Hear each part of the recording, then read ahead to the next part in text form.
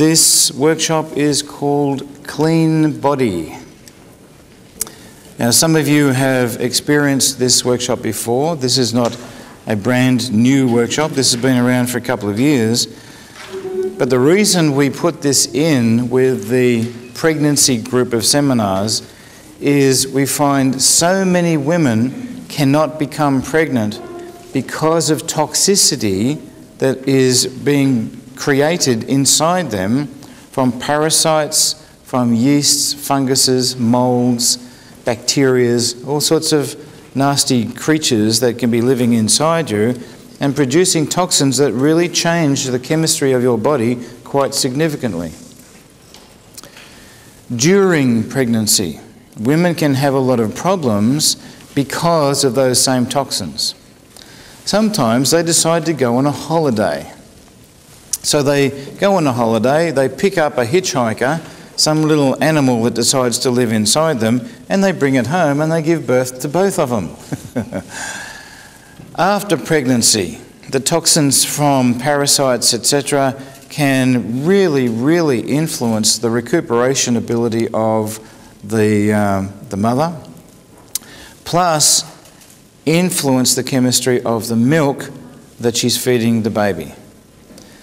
It's really important for women to be able to go through the pregnancy without that extra chemical load being pumped into their bloodstream all the time. Now, we're not talking about, oh look, we've got a little bit of a yeast or a little bit of a something that shouldn't be there, and maybe if I took a pill it'll go away. Because these things are intelligent. They have an ability to not only adapt to the changes that you make, they will create toxins, they create little chemical mixtures that influence when you get hungry, what food you desire to eat. They will change your hormones or have, an influence on your hormones. So these little bugs can actually make you do what they want you to do. If they want some more carbohydrates because they're feeling a bit, hungry, you'll get the craving for chocolate. So you race out there and you eat this, and you're feeding the bacteria or the, infections, the worms, the little parasite-y things that get in there, and they're having a field day. They're having a great time. Then they go to sleep. But they do their own wheeze and poos, and those wheeze and poos go into your bloodstream and make your blood toxic. So the energy that you're getting from your vitamins and minerals and good food that you will be eating during pregnancy is actually being used up to counteract the toxic effect from these parasites. So from a pregnancy-related point of view, to have a clean body means just you and the baby are in there. Nobody else. All right? No other little critters. And that's why on the front of the book it says on the top, "Are you the only one in there?" Well, how many people here have been to India? One. That's interesting. Usually we have a higher percentage of India visitations. Anyway, if you go to India, I can guarantee you come back with more than you left with. Every client, without fail, every client of mine who went to India came back with some sort of hitchhiker on board. Some of them were, we still don't know what they were. And especially if they go over there, they get the dysentery, the digestive problems or whatever, they can give them some herbs and medications that suppress that very effectively, because it happens all the time, and that will guarantee that those bugs will stay inside that person indefinitely, probably for the rest of their life. There's only one person that I know of that's actually been to India and not brought back anything extra internally, and that was Milena, Torrell's daughter, because she did this workshop and practiced these processes before she went, while she was there, and then after when she came back. And I checked her and she had no hitchhikers. All of her friends had all the vaccinations and the proper medication and stuff, and they spent half their time on the toilet. That's a good holiday. That's getting value for your money, isn't it? So, no, they weren't interested in having their points rubbed or whatever. Well, they suffered the consequences. Even more interesting, and this has actually been made evident by the practice that they're doing in Norway. Last year, the workshop was taught there for the first time, and they decided to make some practice evenings. And I don't know how many people started. I think it was about half a dozen people did the workshop. But then when they were doing the practice, they invited their friends to come so they'd have someone to practice on. Now, their friends got so much benefit from this that they invited their friends, and they all came back to the next practice so that they could all get their parasites, cleaned up. And they did, not the whole workshop, they did a section at a time, So one time they were dealing with some funguses, another time with some molds, another time with, other things. So eventually it worked out that there were over 100 people doing the practice sessions because all sorts of things were disappearing. A naturopath who had had fungal infections between her toes for forever, in fact, I think it was one of the reasons she became a naturopath, to try and find an answer for it, right? Nothing had changed it. And after a couple of weeks of doing the practice with these techniques, it disappeared. People's blood pressure went back to normal. Blood pressure? What? Well, of course, if you've got parasites that are pumping in toxins into your bloodstream that are going to interfere with the circulation itself, your heart is going to try and compensate for that. You've got, people who had kidney problems, disappeared. People had sleeping problems. Their sleeping problems disappeared. A whole range of skin problems, digestive problems, yeast problems, all sorts of stuff just disappeared with these people just doing the practice. Now, I'm not saying that that's what's going to happen for you, but what was really interesting, that every person that went got some benefit. Now, what does that say? It says that everybody has either a yeast, a fungus, a mold, or a parasite of some sort that's influencing their chemistry.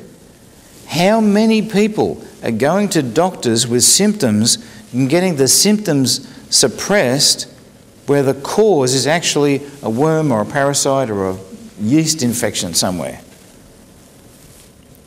Well, there's a grey area in this. Obviously, well, I'll put it another way. When I was studying naturopathy, we had some very interesting films from how they did medicine in India. We just had so much fun watching these videos. It was really funny. But one of them was how they catch tapeworms. Now, tapeworm is a big, wide, flat worm, and it can grow to really enormous lengths. They measure them in terms of meters long. Right? And so when they suspect that a person has these things, because it's very primitive, the medicine over there, they don't use x-rays and equipment because they're really poor. But they're very good then at diagnosing via symptoms. So when the person has the symptoms of, tapeworm infection, they put them in a hospital bed and they wire their mouth open so they can't close the mouth.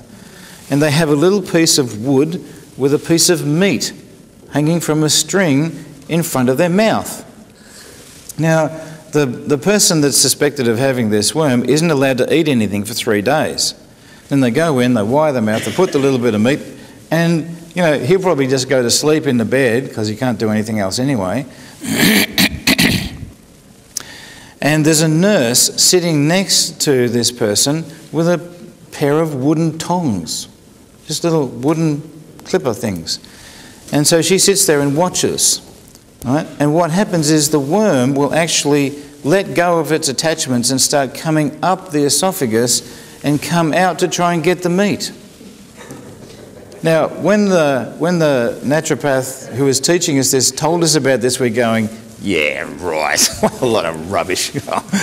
And there it was on the video. This worm came out of the guy's mouth And when it was out, the nurse grabbed it and started turning.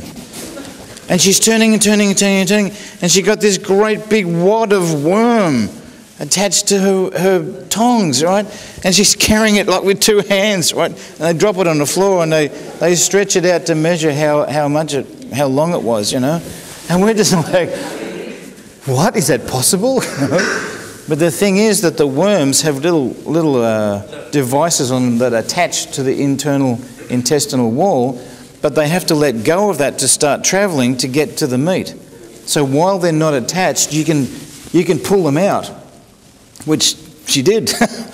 We thought, man, that is amazing. And if I can get a hold of that video again, I'd watch it 10 times over. It's just surreal, you know. But in India, it's normal. They have that going on every day. They're taking those size worms out of people. And they're the big ones. They're the obvious ones. But you have hundreds and hundreds of different types of worm-type parasites. Every person here, unless you've been through the clean body processes, every person here is going to have a parasitic infection of some sort. Every one of us. So aren't you glad you're here today? Yes. Because I'll show you how you can clean that stuff out. There's the other side of this that you need to be aware of. Some parasites are there simply because you won't change yourself. Now, I'll say it again.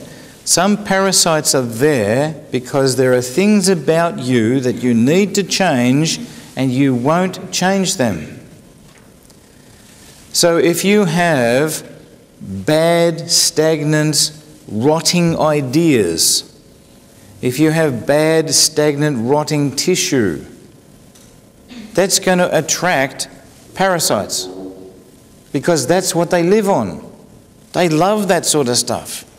Even today, even in the medical hospitals, right, where people have gangrene, for example, right, they will use maggots, the larvae from flies, to put on the infected or the damaged area, because that eats, the little maggot will eat the dead flesh, and it actually cleans up the wound really, really well.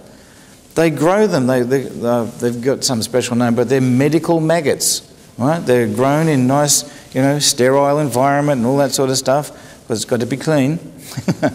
So then they put the maggots on the gangrene. It eats all the dead flesh. When that's all cleaned up, they take the maggots off and then they can put whatever else they have to do. We even use that same idea of a parasite living off the dead flesh to help people. Well, it happens in nature. If you get bacterias, you have a constant bacterial infection, it's usually because you have created the environment for that bacteria to live.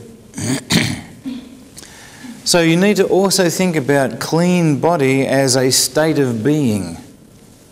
Right? Now here in the islands, in Tenerife, there is a huge amount of black mould, Aspergillus nigra. It's growing on the walls, it's growing all over this island, it's everywhere. And I'll guarantee that every person in the island, even you now, having been here for a few days, will have started to breathe in the spores of Aspergillus nigra, that mould. Because it's everywhere, it's all over the island. You only have to leave something outside for a couple of weeks and it starts to become black on the outside because it just gets blown around the island. A lot of people don't pay attention to it here because there is such a, the lovely, nice warm sun and the wind blowing, what we would pay attention to away, but we still breathe in these things. And we'll show you how that you can eliminate the accumulation of these nasty bits through these processes. So not only will this allow you to get rid of the physiological, the actual material beasties out of your body, but it will also give you the opportunity of having a look at how are you creating the circumstances to allow them to be there. Because if they're not there, then you've got a much clearer view of who you are and what you're doing that you want to change. Probably an example of that is bad breath. You know, when people have what they call halitosis, which is bad breath, and it doesn't seem to matter what they do, they always have this bad breath. That comes from the stagnation of good ideas. They have good ideas, but they don't express them. So their ideas stagnate. Well, that has the effect of stagnating the digestive processes, and they always have this bad smell coming from their mouth. And they can get their teeth done, and they can have, mouth washes and all sorts of things. But it's not until they actually start to express the ideas that they want to, or wanted to in the past, that the smell actually starts to go away. The interesting thing with halitosis is that it will attract certain types of bacteria into the stomach. Because the bacteria are actually living off the stagnated energy of the unexpressed ideas. It's interesting, and it's a phenomenon that a lot of people don't, consider when they're thinking about a virus infection or a bacterial infection or a yeast infection. Well, you had to create the environment for those beasties to be there, but the trouble is, while they're there, you pay attention to them and not to you. And that's the real problem with, the clean body process, is that you're paying attention to the symptom and not the cause. You are the cause. They are a symptom of you not paying attention to what you need to change. And it doesn't matter what the parasite may be, it's just relative to the type of changes that you need to make that you're not making as to what parasite you're going to end up hosting. But while you're hosting these things, they create chemicals, they use up your energy, they distract your attention away from what you should be doing in your life. So it's important to be able to have these modules to be able to get rid of these things, because then you can make the changes that you need for you, and it's going to work. These parasites are still there, and I've seen this time and time again with people with psychological problems, emotional problems, physical problems. Even if you find that their issues are related to an infestation of worms, for example, and you remove the worms, if they don't make the changes to what's causing that internal environment to be there, they come back. Sometimes within days, they come back again. It's almost like their psyche goes out looking for them. Oh, there's one. Oh, I'll just eat that. Oh, good. And these techniques are, again, because this is a specific skills workshop, these are organised into modules, neurological modules, and you can mix and match the modules depending on what your needs are at the time. So I've put them together in an order that I think and seems to work the best for most people. There are some things in these modules that you really should do before the others, and we'll see that as we go through. But you can mix and match, and if you're not sure, just go through all of them.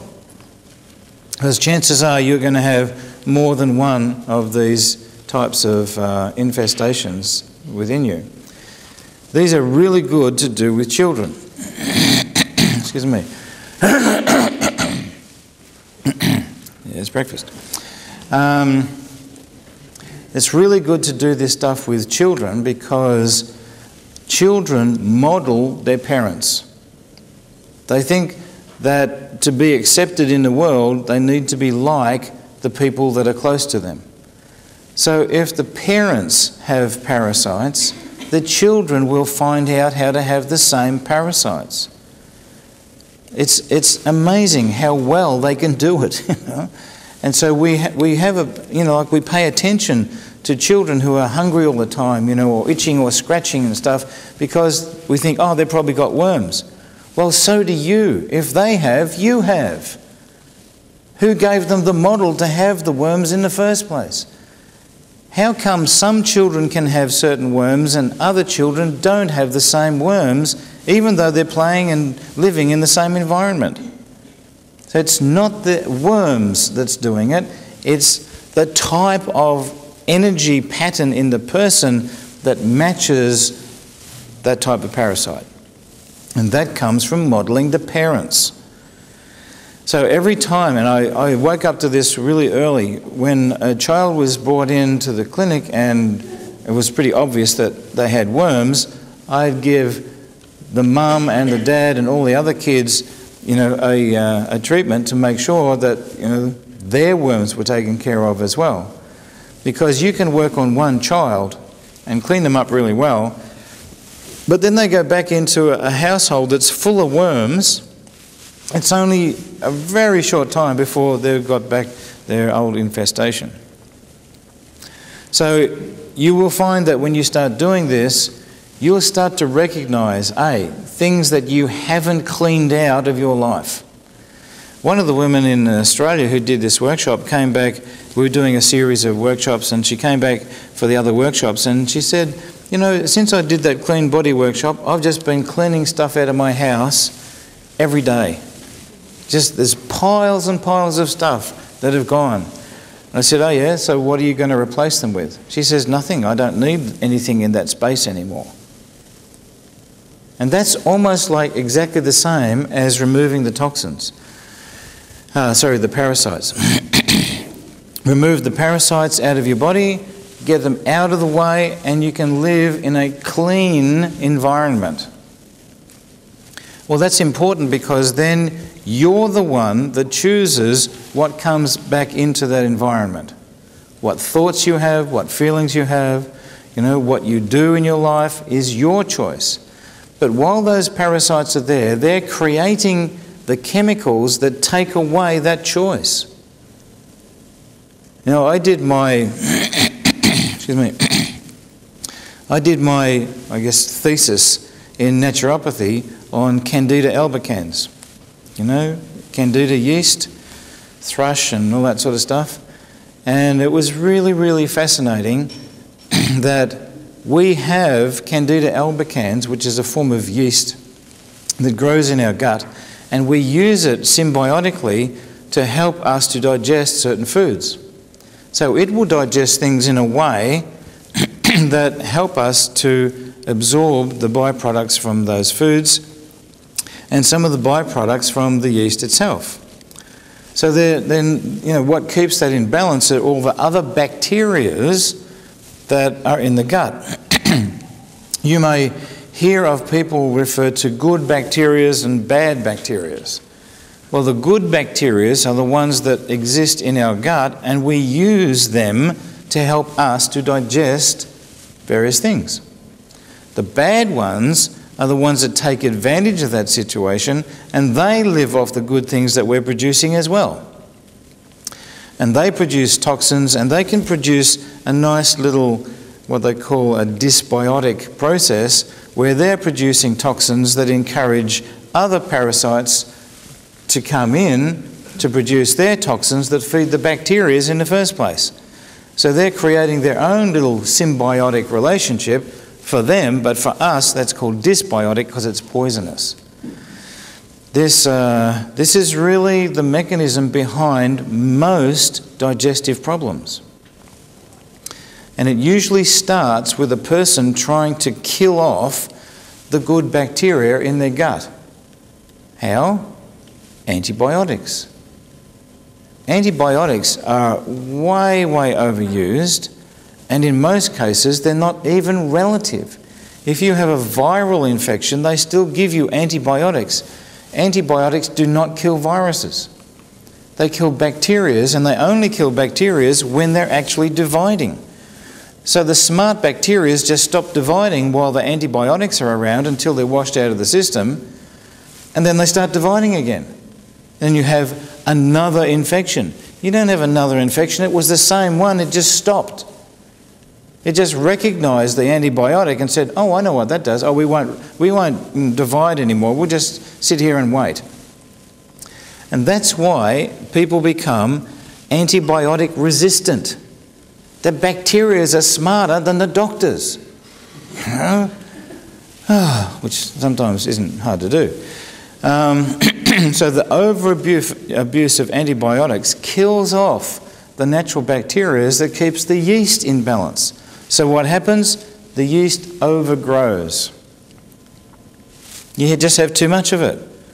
Well, eventually, a few things are going to happen. The yeast is going to get hungry, and so it produces chemicals that make you want to eat sweets because it loves sugar. It also loves hormones. So it produces other chemicals that make you produce more hormones. And the hormones are actually eaten up by the yeasts. Now the bacteria love this because the yeast will actually harbour, actually be a house for the bacteria. Right? They did experiments with animals, and they found that there can be up to 100,000 times more bacteria in an animal that has a yeast overgrowth than in an animal that doesn't. 100,000 times more, because the bacteria travel into the yeast, they grow and develop there with the protection of the yeast. While the immune system is attacking the yeast, it's not attacking the bacteria that are caught inside there.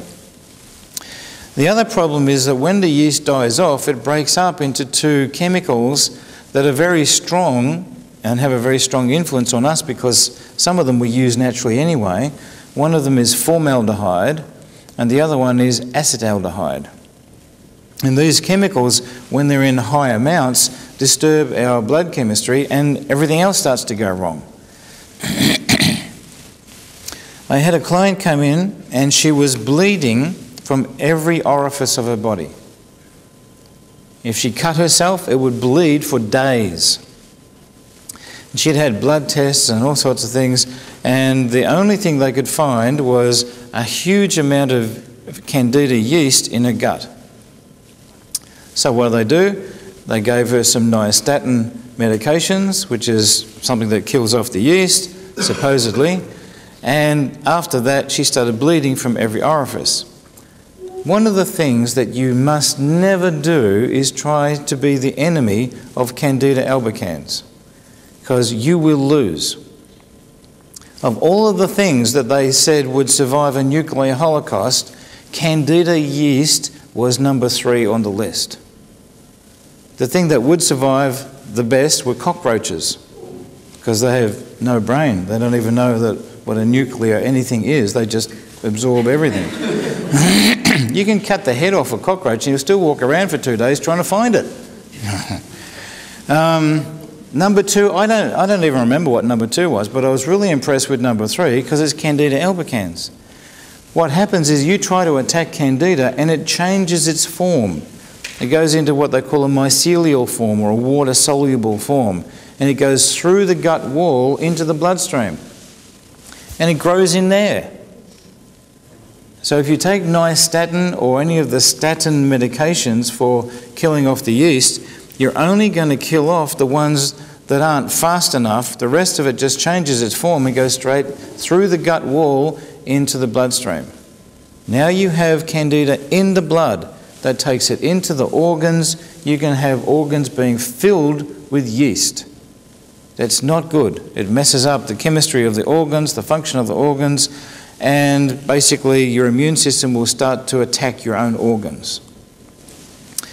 So you can start to see that, having these things naturally in the gut is really good within the right balance. But there are some things that you should never have in the gut at any time, right? Some worms, particularly when you have what they call flukes. Flukes are like tiny little fat worms that get into the liver, and they bury themselves in the liver. They actually eat their way through your liver, and they sit in there and they reproduce and make more flukes. So you have a family of flukes living in your liver, just having a piece of liver once in a while when they feel a bit hungry. Luckily, they don't eat much because the liver is very, very high in nutritional value. So they only have to have a little bit, and they don't actually eat it, they dissolve it. It's like they spit out their saliva, it dissolves some of the liver, and then they suck it back in again. But then they do their own wheeze and poos. And they like that because that's a nice little safe environment for them to live in, because the nature of their own wheeze and poos has a nulling effect. It like anaesthetizes the liver. So you don't even get to know that they're there. If you try to attack lots of worms, lots of different worms have this same thing. They will produce substances to anaesthetize the nervous system so that it doesn't know where they are. That's smart. I mean, if you're going to live inside somebody and this person has a police squad, right, you're just going to camouflage yourself so the police don't see you. Well, the worms do exactly the same thing. Exactly the same. Except they do it chemically. With their own wheeze and poo, sometimes they actually produce the chemicals specifically. A lot of the moulds and other types of yeasts will do that. They actually produce chemicals so that your immune system can't recognize them. Oh dear. The problem is you only have to have one worm or yeast or mould or whatever to do that, and then all of the others will just walk in because the door's open, nobody's paying attention. Right? Once the door is unlocked, everybody comes in. So even though it may start with a certain environment that you create because of a lack of expression of something or a fear or whatever it is, once the door is open and the parasites are in there, they become the reason for other parasites to enter as well. It's like things come into your life and you can't stop them from coming. You know, bad thing after bad thing after bad thing after bad thing. Well, start with you, clean yourself out, then you'll be better able to see what you need to change. Because while they're in there, you can't see that clearly. Your hormones are screwed up, your chemistry is screwed up, your digestion is screwed up, you're not getting the nutrition that you need. You know, you become brain dead. I had a really remarkable example of this. A young boy was brought in, he was dyslexic, they said, and when I checked, you know, all of his, senses were working okay, but there was something interfering with them. And it was a chemical substance, and I couldn't work out what it was, but I found that it was coming from an infestation of stuff in his liver. He had flukes in the liver. Now, what's her name? I forget her name. Anyway, there's a doctor who proposes, actually, yeah, she's a doctor, proposes that all cancers come from the chemicals that parasites produce. So her way, Dr. Hulda Clark, right? You can look it up on the internet, there's lots of really good stuff there. She's got some really good herbal cleansing formulas for getting rid of parasites and stuff. But that's just hitting them on a biochemical level. What you really want to do is change the electrical environment internally so that they've got nowhere to stay. One of my clients, a long time ago, before I knew anything about this stuff, had what they call Ross River fever. It's very similar to malaria, and it's very difficult to eradicate. And I worked on this guy for some months, and one time he came in and he said, "Oh, it's gone. I feel great. I got my energy back. It's fantastic." I said, "Oh, really? What happened?" He said, "Well, I was out," because he was a farmer, right? Lived in this area of Ross River, an area in Australia. And he said, I needed to go to the loo, so, I started having a piddle, but I was a bit close to the electric fence, and I got a shock from the electric fence. It's like, it was such a big shock, it threw him back on the ground. It's like, oh, wow, ouch. But the next day, he didn't have Ross River fever.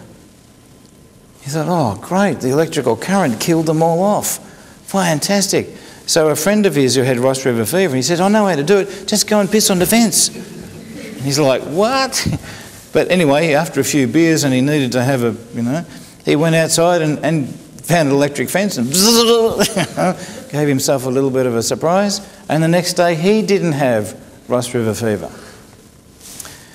And then they thought, what about the women who have Ross River fever? that's a bit difficult. So they worked out that if they pulled a spark plug off the car and they earthed it, and they turned the car over a couple of times while the person was holding it, they'd get 50,000 volts running through their body, right? So and after that, no Ross River fever. But also, one of the people who had Ross River fever also had cancer, and after having done that, she didn't have cancer anymore. So the theory that Dr. Hulda Clark is talking about really works. They don't tell you to go and piss on an electric fence or to hold a car, you know, with its spark plugs earthed, but it does work. But what she does is she has little electrical devices that they've, you know, refined and made, you know, like into special little gizmos, and you pay lots of money for. But basically, they're a battery, right, that puts electric current consistently into your body. Just slow, slow, slow, but it's enough to interfere with the parasites and kills them off. Now, after they die, they rot. They fall apart and their insides come out, and they're not particularly nice. So people will go through a detoxification process, or should, after doing that, to, you know, clean out the system. Well, this is one of the best ways you can do that. In fact, I think it's the best way you can do it. This will remove the environment for these things to live, and it will remove them. All right? We've had people volunteer to show us their feces, and I refrain. You know, if you have that inclination to want to show me the proof, don't just tell me, or better still, write it down and send it to me. I'll believe you, okay? Don't send me stuff in the mail, please. People are just so enthusiastic, you know, they just think it's normal for me to look at people's feces all day. So, you know, you're going to have all sorts of really interesting changes from doing this, from a physiological and an emotional and a mental level. I took this young boy through the processes, cleaned out the worms, and his dyslexia was gone in a couple of days. He'd been treated for 6 months, having special classes because of his dyslexia. He's just riddled with worms. Particularly the flukes in the liver, they were the ones that are causing the big problem. So, you know, don't underestimate the influence that these parasites can have, because we all have them. None of us are living the life totally the way we want. And that's an indication that you have the possibility of having worms living in those areas of your life that you're not paying attention to. So this will give you the opportunity to clean out that distraction and pay attention to the parts of your life that you should be paying attention to. Okay? So let's have a quick look. There's a bit of a summary page here of some of the things that we're going to go through. Obviously, in this process, we're going to have to know how to detoxify. And this is something that you will be doing often as a consequence of going through these modules. So, you know, in here there's a couple of steps of being able to detoxify. And this would apply to any time that you need to get rid of toxins. You could always use these techniques. But we'll be going through toxins and free radicals, poisons, how to get poisons out of your system, spores, which are like the seeds to funguses and molds, and basically they get into the lungs, and so many asthmatics are full of yeasts and funguses, particularly funguses that are in the lungs. If you have a damp, warm environment, things grow. If you don't clean the floors and the walls, things grow on there. I used to be in a company that imported vehicles from overseas, and what they used to do is spray the insides of the vehicles with these very strong antiseptic type substances, because if they didn't, when the cars arrived in Australia, they would have this much growth over everything inside the car. Like it was a forest of these things growing in there, all over the inside. And they only have to have one little part to start growing, and the spores that are released travel and they grow more plants and more plants, and within a few hours, right, the whole area has been impregnated with spores, and then it just grows. The more humidity, the more warmth, the more it grows. Well, where is warm, humid inside you? Everywhere. Particularly your lungs, because the spores are floating around in the air. You breathe them in, straight into a warm, humid environment. Now, the people who can't break that down end up having all sorts of respiration or respiratory system problems, like asthma. Not all asthmas are caused by this, but just about every asthmatic has this as a part of the aggravation to their problem. In some cases, it's the cause of the problem, and removing the spores actually gets rid of their asthma. We've had that happen already, so that was unexpected. You have yeasts and funguses. Really make a big influence on the chemistry in your body. Parasites of all different sorts. In fact, the same woman who I referred to before was cleaning stuff out of her house. She had a man who had been renting a room there for 15 years. He didn't have a job. He was living off, Social Security. He didn't interact with the family. He was just this thing that was always there that she never really wanted. And after she did this workshop, she told him, "That's it, finished. You've got 2 weeks to find somewhere else to live." And he said, "Oh, I felt it was coming. I've already worked out somewhere else to live, so I'll be moving out tomorrow." She said, "Great. Today would be even better."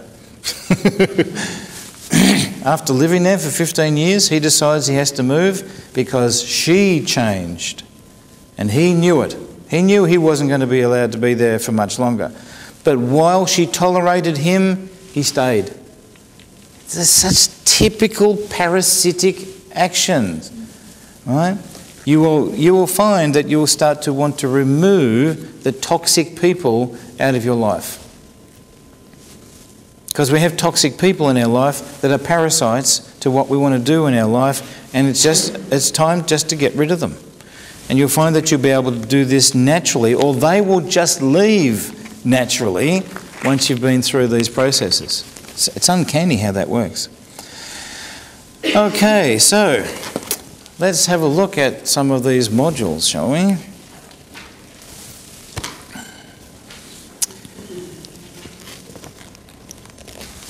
When we're talking about the elimination of parasites and molds and yeasts and things that shouldn't be there, it brings up the question of how is it that they can be there for so long anyway? How can they be there and we not know about it? Well, in some cases they produce chemicals that deliberately turn off our immune system awareness. Sometimes they act through the hormones, sometimes they act through the nervous system, or basically our subconscious recognises that it doesn't have the solution to remove these things, so it just shuts down its own awareness of them. All of those circumstances will turn off the immune system. Now, the immune system may be turned off generally, or it may be just turned off relative to the parasites, or the fungus, or the mold, or the yeast, or whatever it is. So you want to remember, firstly, to turn the immune system back on.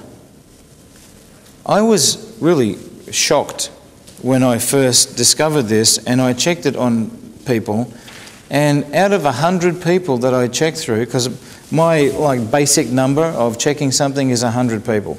When I've been through 100 people, I've got a fairly good idea of the percentage generally of what's going on. 94%, 94 out of 100 people had their immune system off. 94. Okay, most of the people I'm seeing are not very well, and you have to take that into consideration. But still, that's very high for their immune system to be off. So I started muscle checking people who thought that they were okay.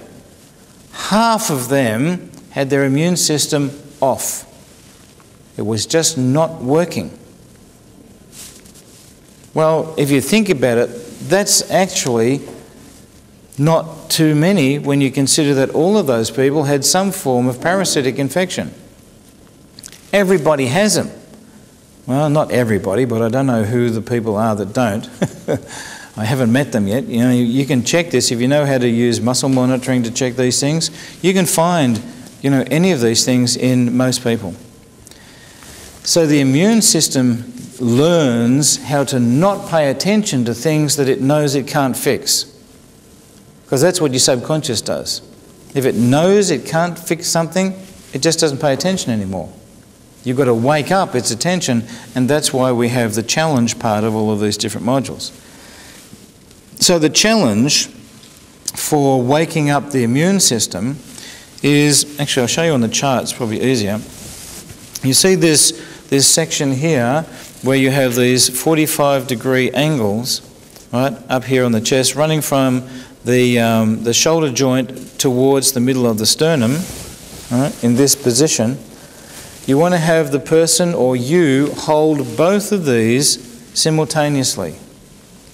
Now, this is the challenge, right? You're using the knife edge of the hand on these 45-degree positions for, what have we got? 30 seconds? Yep, 30 seconds.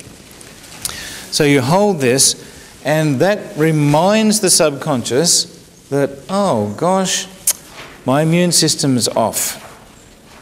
Now, usually when something has turned it off that is going to continue to be there, the immune system will stay off until you do something like exercise. Exercise will always turn your immune system back on. Sex will turn your immune system back on. There are a few other things. Sometimes having certain foods will turn your immune system back on. But then when the parasites or whatever are activated again, the immune system says, I don't know how to deal with that. It turns off and it won't turn back on again normally. That's why you find this in so many people, because it could be turned off like 3 weeks ago, but just hasn't been turned back on again. That means you know that they don't eat well, they don't exercise, and they don't have sex. So the first thing to do is to turn it on. So you challenge it by holding these points, 30 seconds, and then to turn it on, you have a look down here in the red bit, the immune on balance is to push the pubic bone straight backwards, right, on an out breath is preferable. As you breathe out, push firmly on the pubic bone directly towards the back of your body. So let's have Stephanie, you want to volunteer your immune system? Great, good, thank you. All right, so we get some hair out of the way, just because I'm jealous, really. And if she can hold, see, that's not 45 degrees. And it's actually very difficult to do same hand, same side to get that 45 degrees. So you can cross it over. It's much, much easier. So just cross it over, have it on from the shoulder going back towards the sternum. Around about 45 degrees is good for about 30 seconds. It just reminds the subconscious that the immune system is just sitting there like a big, lump on a rock and not doing anything. Once the 30 seconds is up, the subconscious has now got the message that, hang on, you're really paying attention to this, so I should too. Then the way to turn it back on is to go down to the pubic bone, go down to the pubic bone, 2 hands, take a big breath in, and as you breathe out, push straight back. Don't slip, right? Just straight back. Right? And if you're not sure, you can do it a couple of times. Good. So the way to do it is to be touching the pubic bone. As you breathe out, push. Don't hit your pubic bone, because you may not hit your pubic bone. So if you have, a firm pressure to start with, but as you breathe out, make it a good out breath. All right? And if you do this on the bus, you'll get lots of seats very quickly. Lots of seats. And if you want a seat on the bus, just jump on the bus, go. They move. They just get out of the way really quick, and you get your seat very fast. All right, great. Thanks, darling. Good. All right, so you may need to do that at the beginning of every of the other modules.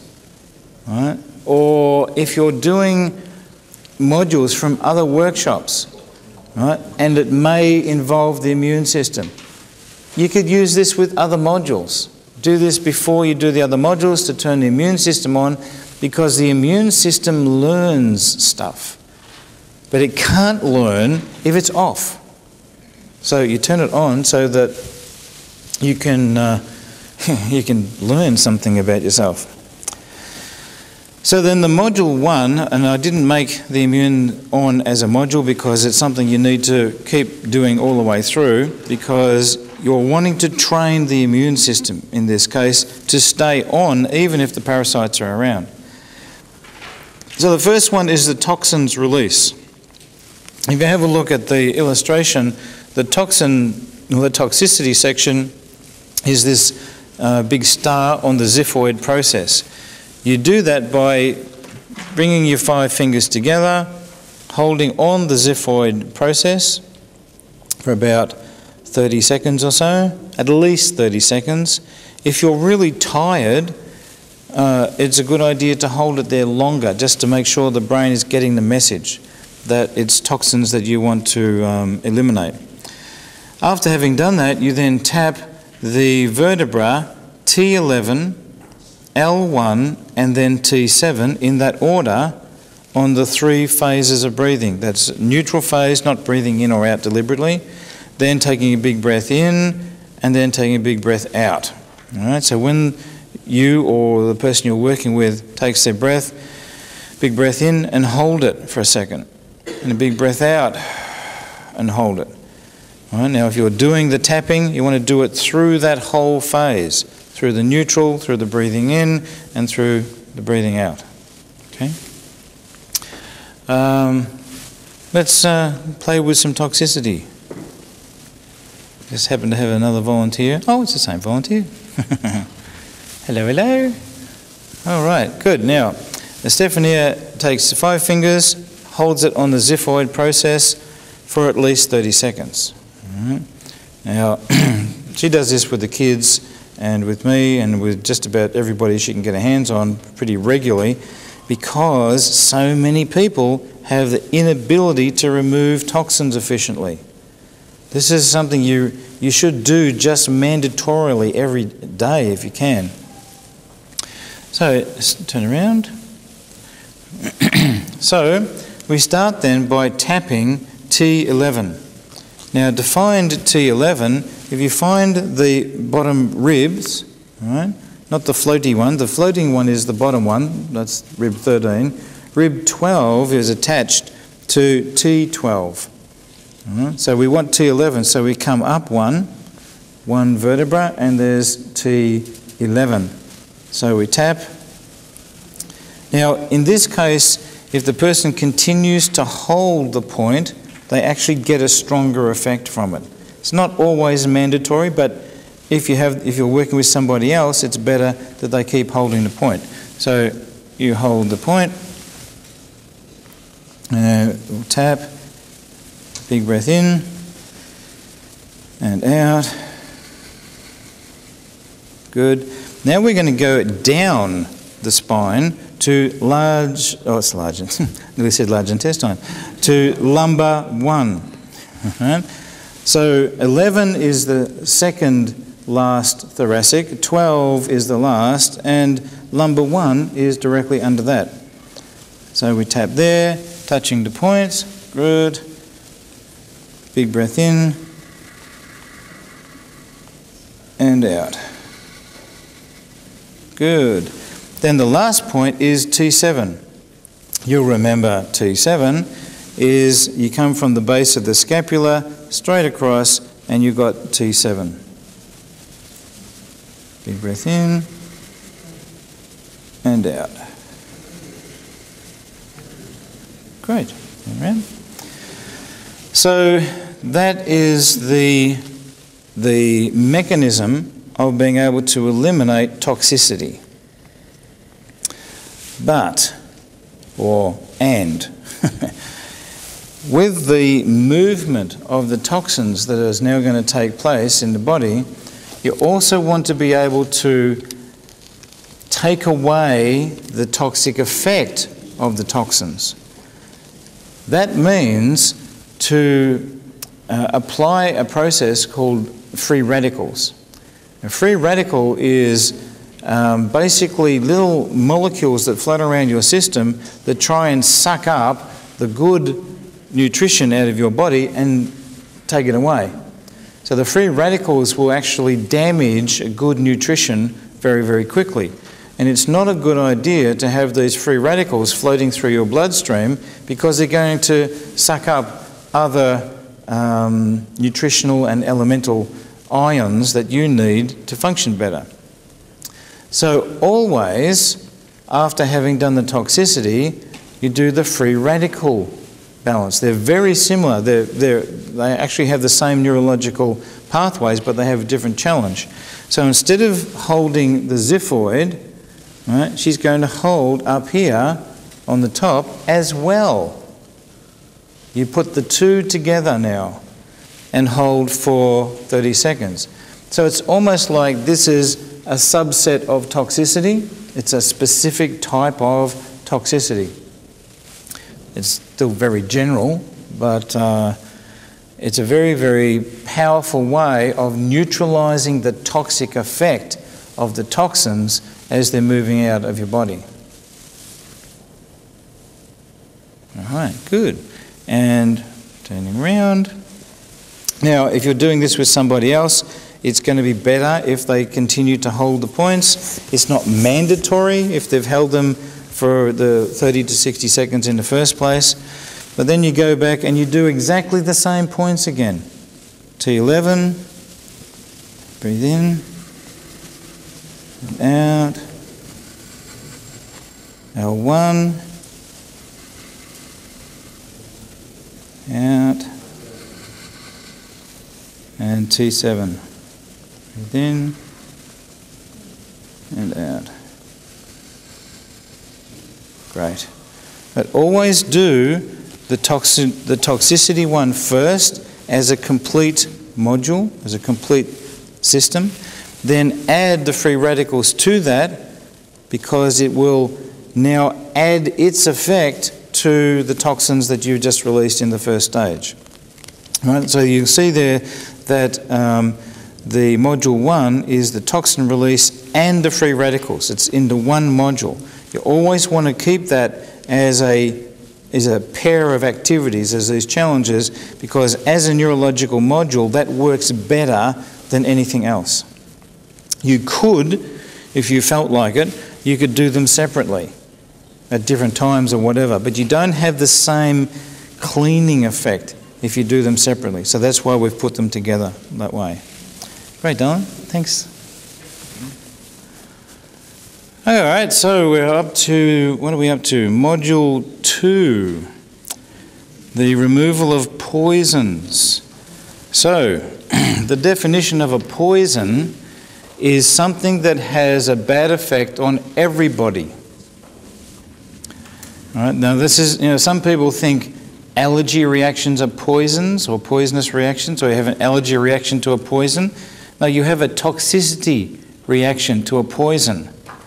Poisonous means you have to change your chemistry to antidote the effects of the substance very, very fast. Otherwise, it can damage you to the point of killing you. So poisons are things like organic substances that we get from snakes, spiders, politicians, that sort of thing.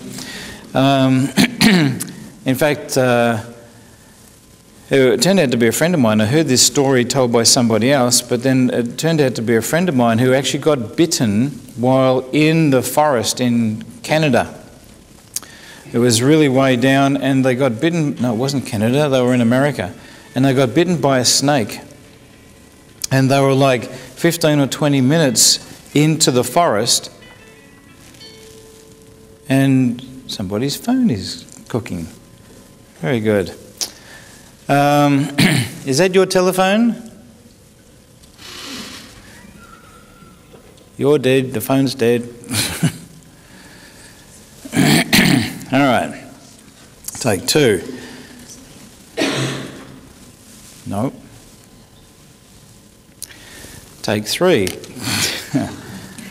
A friend of mine was in the forest in America and was bitten by a snake. Now, they were like 15 or 20 minutes into the forest. And so because they were bitten, you know, they obviously had to come back and have something done to antidote the poison.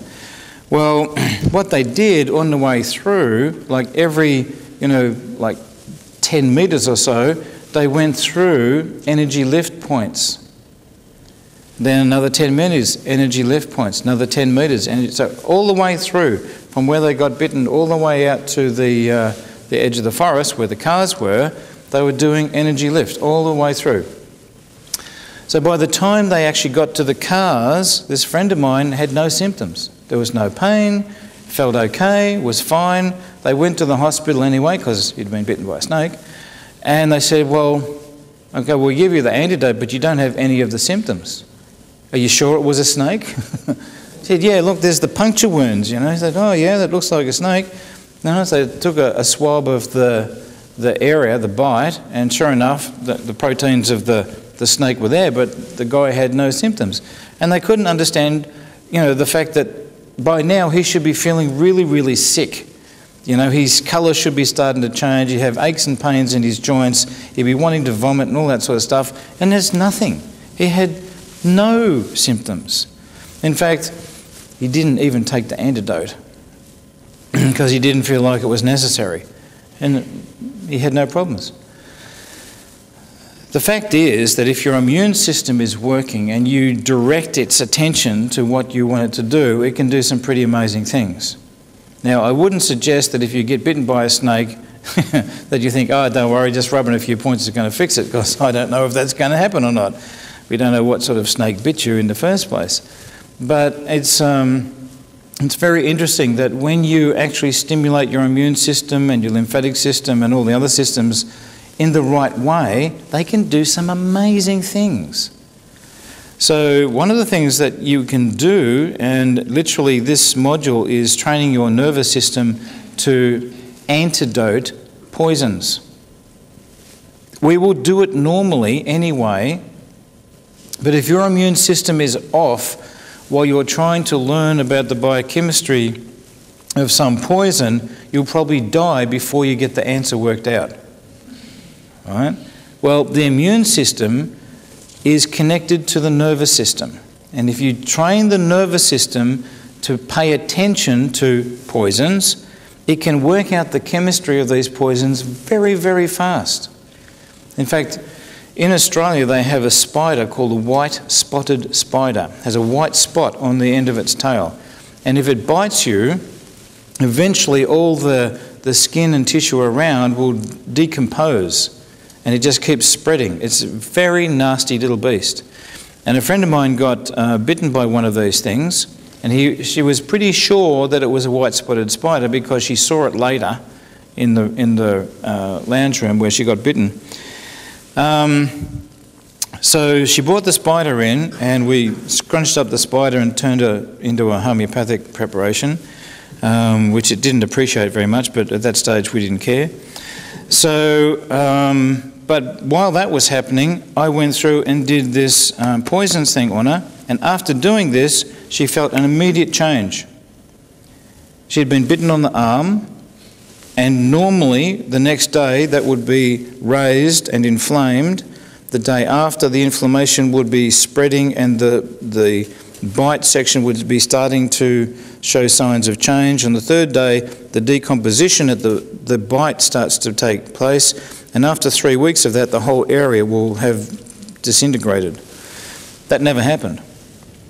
Never happened. So the catching of these things early enough is also, I think, part of the solution. So this Module 2, removal of poisons, is to check to see if people have poisons. You know, there are all sorts of poisons. Quite often you hear people refer to heavy metals, heavy metal toxicity and so on. Well, mercury, for example, is poisonous. It's a poison to our nervous system, and yet we fill our teeth with the stuff, you know. And people are being poisoned by the leakage of mercury from their teeth into their body all the time. It is a poison. And one of the things that you need to be aware of is that doing the poisons balance with people who have mercury fillings may lead to those fillings falling out. Because your own body will literally, you know, remove the fillings. It's happened before a number of times. It's happened to myself. So, you know, in balancing this and relative to any poisons, right, doing this may result in the cause being removed as well. So the way that that you do this is, now this is a very light touch. Right? This is not a normal heavy pressure rubbing type touch. This is very light. You don't need much pressure with this. It's simply to touch the breast area, right, including the nipple on the nipple line. Touch. That's it. That's all you need. Very light, just so the person just notices that you're touching. You don't need pressure, don't need rubbing, nothing of that, just light touch on and off. Right? That's all it needs. That's enough for the brain to say, oh, what just happened? And because of where it happened, somehow that's connected to alerting the brain to poisons. Obviously, because you're touching the nipple, you know, the nipple is connected to parts of the brain that are designed to protect the breast milk against toxic materials, particularly poisonous materials. Because poisons in the bloodstream can kill the baby, and you don't want to have that happening. So just a light touch, chunk, right, and then that activates the poison circuits. The solution to that is to tap the L5 vertebra on the 3 phases of breathing. Normal breathing, in-breath and out-breath. Let's have a look at this. Here you have the area where the poisons are. You touch and off. You don't hold there. This is a touch challenge. You touch and take it off. That's all you need. Then, if you go over here, you'll see that the L5 area down here is the area that needs to be tapped on the different phases of breathing. You want to volunteer your poisons for the group? Ooh. All right. So, in the case of doing it yourself, it's probably better to do a cross, because doing it on the same side, it's very hard to keep your hand straight. It's easier to do it on the opposite side, right? So it includes the nipple and the nipple line. She touches and takes it off. You can do one, then the other, or you can do both together. It doesn't really make much difference. So, yeah, like that. Just touch and off, and that's it. Then turn around. The L5 is at the base of the spine, just above the sacrum.